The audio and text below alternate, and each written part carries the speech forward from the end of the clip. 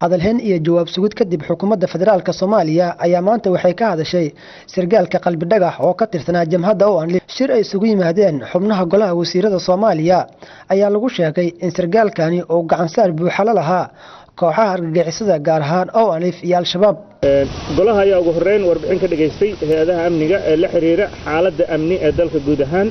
gaar ahaan dhacdadii sarkaalka jamhadda hubeysan ee ONLF waxayna sheegeen inuu abaabulayay falal ku ah amniga dalka oo in muddo ah ka dhaxwaday dalka gudihiisa xiriirna ula lahaa kooxaha argagixisada ee Al-Shabaab. wasiirka warfaafinta Soomaaliya ayaa intaa ku daray in qalbi dhagax uu falal amni darro ka fulinayay Soomaaliya isla markaana diibitaankiisa loo cuskuday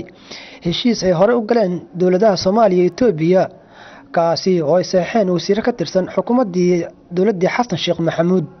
golaha waxa la hor keenay nuqulka heshiisyo ee dawladda federaalka Soomaaliya hore ula gashay dawladda Itoobiya ee 7 Juun 2015 kaas oo dhanka Soomaaliya oo u saxeexay wasiir dawlihii markaas madaxtooyada jamhuuriyadda federaalka Soomaaliya xildhibaan Maxamed Salaad ee dawladdii madaxweyne Xasan Sheekh Maxamuud.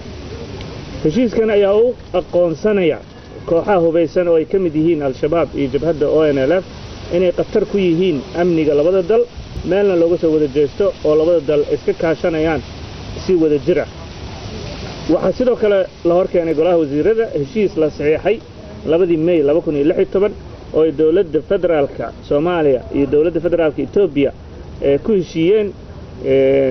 in ay si wada jir ah isaga kaashadaan la dagaalanka nabaddiidka iyo argagixisada si loo xaqiijiyo sugidda amniga iyo xasiloonida labada dal. heshiiskan isaga ah 2 May 2016 waxaa markaas dawladdii federaalka u saxeexay wasiirkii hore boostada isgaarsiinta mudane Maxamed Jaamac Mursal Geelle iyo mudane Cabdikariin Xuseen Guuleed. wasiir Cabdiraxmaan Yariisow ayaa intaa ku daray in dawladdu ay adkeynayso heshiisyada si meel cad looga soo horjeesto kooxaha argagixisada iyo waliba kuwa hubeysan. xukuumadda Soomaaliya ayaa cadeysay in tallaabo adag ay ka qaadayso cid walba oo isku dayda inay jamhada ka dhex abuurto gudaha waddanka Soomaaliya. dawladda federaalka Soomaaliya waxa ay diyaar u tahay inay kaalin firfircoon ka ciyaarto wax walba oo ka qayb qaadanaya nabadeynta mandaqada si waafaqsan dastuurka iyo shuruucda dalka. dawladda federaalka Soomaaliya waxay garowsan tahay doorka ciidamada wadamada dariska ah ee Djibouti, Kenya, Ethiopia, Burundi iyo Uganda ay si hagar la'aan ah uga garab dagaalamayaan ciidamada qaranka Soomaaliyeed si dalka loogu soo dabaalo xasilooni waarta. 4 goluhu wuxuu mar kale hoos ka xariiqay heshiisyadii iskaashi ee dawladda federaalka Soomaaliya iyo dawladda federaalka Itoobiya ay kala saxeexdeen